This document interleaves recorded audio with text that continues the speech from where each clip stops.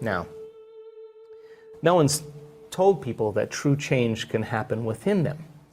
And so then, when people start to realize that there's a gap between the external world and how they present themselves to the world and their attention on the outer world and their attention on their inner world and how they really feel.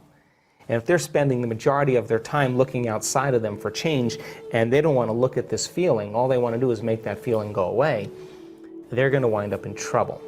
So true change is when you start looking within and you become conscious of your unconscious thoughts. In neuroscience, it's called metacognition.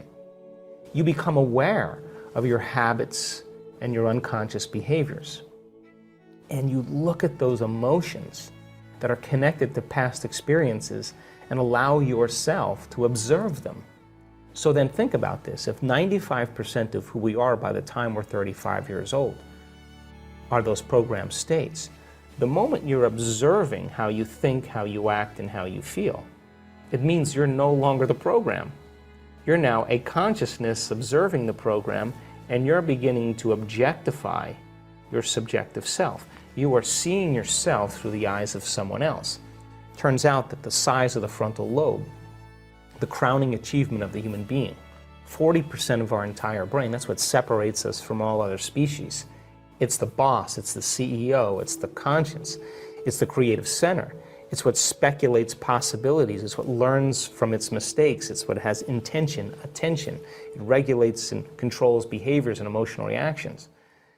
When your forebrain begins to turn on, when that begins to happen, you are now beginning to become the executive in your life. You're starting to gain more control over your life. If you're living primarily as the body-mind, then the hindbrain is looking for some chemical relief.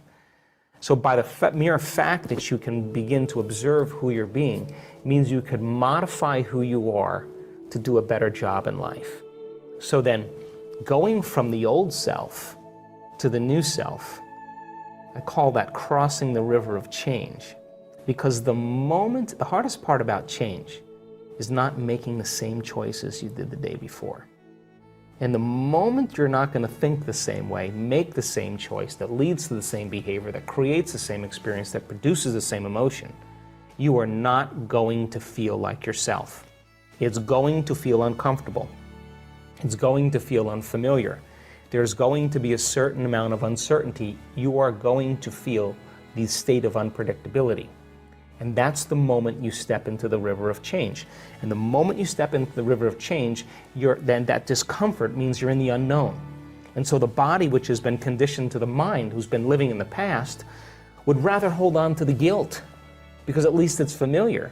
They'd rather hold on to their own emptiness and unworthiness than not feel that, because that's the unknown. So people cling to the familiar, and it transcends rationality. So then, the moment you step into that river and the body has become the mind, the body starts sending signals back to the brain because it wants to return back to the familiar self. And this is when we start to hear all the chatter, the sub-vocalizations. You're not good enough. You're too much like your mother. It's your ex-husband's fault. Start tomorrow. This doesn't feel good. What's wrong with me? I want to kill myself. That's the body saying, I don't want to go in the unknown. I don't trust the unknown. I'd rather hold on to this.